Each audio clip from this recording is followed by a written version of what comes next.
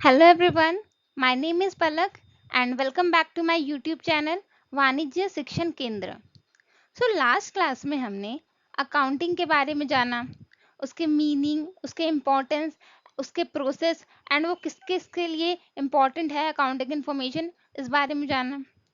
Now it's a time to know about some basic accounting terms used in accounting. Let's begin.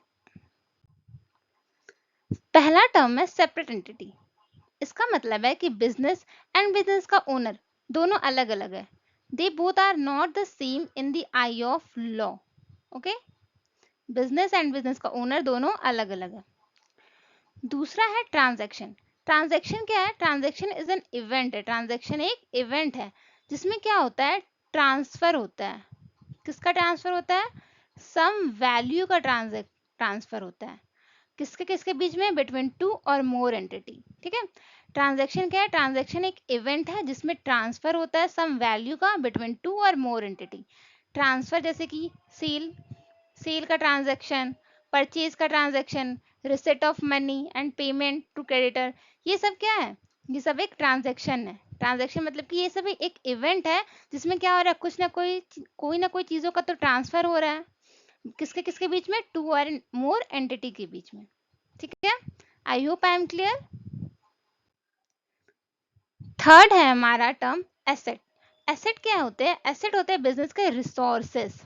Asset होते हैं business के resources जिसे business monetary terms में express करती है, जैसे कि machine, building, furniture etcetera. Assets भी दो टाइप्स के होते हैं, current asset and non current asset. Non current asset को ही फिक्स्ड एसेट कहा जाता है, जिसके बारे में हम लोग नेक्स्ट क्लास में बात करेंगे, asset and non current asset के बारे में।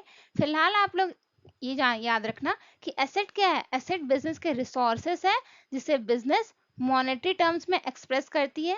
एंड ये जो एसेट्स होते हैं ना, उनका यूज किया जाता है, बिजनेस का यूज करती है अपने ऑपरेशंस में, ताकि उसका सेल इंक्रीज हो सके। ओके, चलिए। Fourth one is liability. Liability मतलब बिजनेस का कोई ऑब्लिगेशन। जैसे कि जस्ट फॉर एग्जाम्पल, मेरा कोई बिजनेस है एंड मैंने 50,000 के गुड्स खरीदे। 50,000 के गुड्स खरीदे अपने सप्लायर से, बट उन्हें अभी पेमेंट नहीं की। उनसे कहा कि मैं बाद में पेमेंट करूंगी। उनसे क्रेडिट बेसिस पे मैंने खरीदा एंड मैंने उनसे कहा कि मैं बाद में पेमेंट करूंगी। तो वही जो मैं बाद, तो मेरे अभी करंट के एक्टिविटी के कारण बिजनेस में कोई ऑब्लिगेशन अराइज हो गई। तो वही जो ऑब्लिगेशन, जो अभी करंट का इवेंट के कारण जो भी ऑब्लिगेशन अराइज होती है बिजनेस में, और जिसका पेमेंट उन्हें फ्यूचर के टाइम में करना होता है, उसे लाइबिलिटी कहते हैं। लाइबिलिटी भी दो टाइप की होती है, current liability and non current liability, जिसके बारे में हम लोग नेक्स्ट क्लास में बात करेंगे, इसके टाइप्स के बारे में। बट फिलहाल आप लोग इतना याद रखना कि लाइबिलिटी क्या है? लाइबिलिटी बिजनेस के ऑपरेशन से जो भी ये ऑब्लिगेशन अराइज हुई है, होती है, वो होती है। एंड इसका लिए लाइबिलिटी का पेमेंट फ्यूचर टाइम्स में करना होता है। ठीक है, चलिए। Next is capital. कैपिटल क्या है? जब बिजनेस का ओनर बिजनेस में कुछ पैसा इन्वेस्ट करता है, तब उसे कैपिटल कहते हैं। अभी आप लोग याद करो कि बिजनेस का ओनर और बिजनेस दोनों अलग अलग एंटिटी है।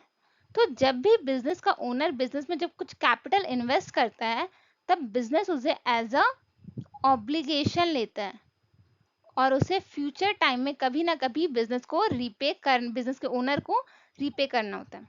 तो कैपिटल क्या होता है? Capital is the amount invested by owner. ठीक है, and it is an obligation.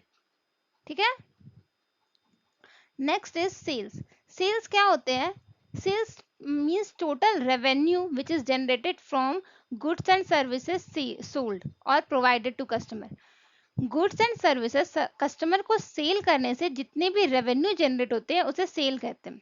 ठीक है, सेल्स भी दो टाइप के होते हैं, cash sales and credit sales. ठीक है, कैश सेल्स मतलब कि मैंने अभी सामान बेचा और तुरंत मुझे पैसे मिल गए, तो वो कैश सेल्स हो गया। एंड क्रेडिट सेल्स मतलब कि मैंने सामान बेचा बट उसका पेमेंट है फ्यूचर टाइम में रिसीव होगा। ओके, हमारा सेवेंथ टर्म है रेवेन्यू। रेवेन्यू मतलब कि total amount which is generated by selling it's product और सर्विसेज टू कस्टमर। ठीक है, टोटल कस्टमर ने जितना पेमेंट किया उसे बोलते हैं रेवेन्यू। ठीक है, एक्सपेंस क्या होते हैं?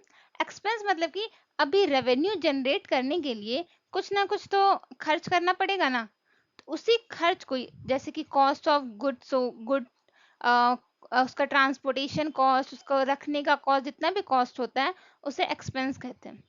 ठीक है, अभी एक्सपेंडिचर, पहले बात एक्सपेंडिचर क्या होती है ना, वो एसेट को जब हम लोग अपने पास लेते हैं या फिर कुछ उसे बेनिफिट ड्राइव करते हैं तब उसे एक्सपेंडिचर इनकर होती है। एक्सपेंस होते हैं हमारे गुड से रिलेटेड, बट एक्सपेंडिचर है एसेट से रिलेटेड। एक्सपेंडिचर क्या है? एक्सपेंडिचर तब अराइज होती है, एक लाइबिलिटी है। Expenditure is basically liability which is arise because of purchasing some assets. ठीक है, आई होप आप लोगों को समझ में आ रहा होगा। 10th है हमारा प्रॉफिट।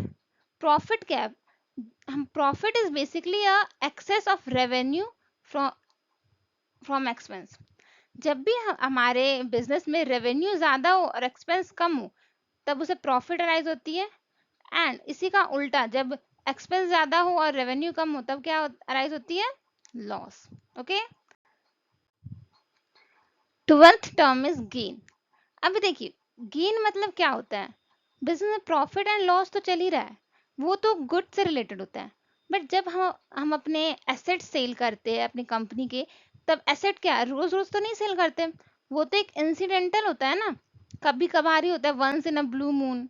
तो जब एसेट को सेल करने के कारण बिजनेस में जब कुछ प्रॉफिट आता है तब उसे बोलते हैं हम लोग gain. Okay, 13 number is discount. Discount is basically a deduction in the price of goods sold. जब भी कुछ प्राइस रहता है गुड्स का और गुड और उस प्राइस से कम दाम में गुड को बेचा जाता है तो उसे डिस्काउंट कहते हैं। डिस्काउंट भी दो टाइप के होते हैं, एक कैश डिस्काउंट और एक ट्रेड डिस्काउंट, जिसके बारे में हम लोग नेक्स्ट वीडियो में बात करेंगे। फिलहाल आप लोग जानो कि डिस्काउंट क्या है। Discount basically deduction in the price of goods sold. Okay, 14 number है हमारा वाउचर। वाउचर क्या होता है? वाउचर बेसिकली एक डॉक्यूमेंट्री एविडेंस होता है किसी भी ट्रांजैक्शन का, जैसे कि बिल हो गया, इनवॉइस हो गया, कैश मेमो हो गया। ये सब क्या होते हैं? ये डॉक्यूमेंट्री एविडेंस है कि हाँ ट्रांजैक्शन हुआ है। ठीक है, डॉक्यूमेंट्री एविडेंस। अगला है गुड। गुड क्या है? गुड्स मतलब कि वो प्रोडक्ट है जिसमें बिजनेस डील करता है। अभी 16 नंबर आता है ड्राइंग्स। अभी जो ओनर होता है वो बिजनेस में काम करता है, बट कभी कभी ना अपने पर्सनल यूज के लिए वो बिजनेस से पैसे निकालता है, अपने पर्सनल यूज के लिए। तो जब ओनर बिजनेस से अपने पर्सनल यूज के लिए पैसे निकालता है तब उसे कहते हैं ड्राइंग्स। Okay, 17 number. 17 नंबर में है हमारा परचेजेस। परचेजेस मतलब कि जब गुड जब खरीदा जाता है तब उसे परचेज कहते हैं। ठीक है, 18 नंबर में स्टॉक्स के बारे में बात हो रही है। स्टॉक्स क्या है? जो अभी बिजनेस के हाथ में गुड है और जिससे बिजनेस डील करता है। ठीक है, बेचता खरीदता है, उसे स्टॉक कहते हैं। 19 नंबर है डेटर। डेटर क्या होता है? डेटर एक पर्सन है, एंटिटी होते हैं जो बिजनेस को पैसे देते हैं। पैसे क्यों देते हैं? उन्होंने बिजनेस से ना कुछ उधार में यानी क्रेडिट बेसिस पे कोई गुड्स खरीदा था। नाउ अब वो फ्यूचर टाइम में वो पेमेंट करेंगे। अभी तो फिलहाल उन्होंने क्रेडिट बेसिस पे खरीद लिया गुड एंड बिजनेस को पेमेंट नहीं की। फ्यूचर टाइम में वो पेमेंट करते हैं तो उसे कहते हैं डेटर। ठीक है, डेटर वो होते हैं बेसिकली जो बिजनेस को पैसे देते हैं बिकॉज उन्होंने क्रेडिट में परचेज किया है। अभी डेटर तो हमने जान लिया, अब क्रेडिटर्स कौन होते हैं? बिजनेस भी हमेशा ना कैश तुरंत पैसे नहीं देती है। जब सामान खरीदती है, गुड्स खरीदती है, तब वो तुरंत पैसे नहीं देती है, वो बोलती है कि मैं बाद में पैसे दूंगी। तो जब बिजनेस ऐसा करती है कि अपने सप्लायर से सामान तो ले लेती है बट पैसा अभी नहीं देती है, पैसा देगी फ्यूचर टाइम में। तो जब फ्यूचर टाइम में पैसे देगी, पैसे देने पड़ेंगे बिजनेस को, तो वो जो पर्टिकुलर एंटिटी या फिर जो पर्सन है उसे बोलेंगे क्रेडिटर। देखिए लिखा हुआ भी है, creditor are the person or other entity who have to be paid by an enterprise.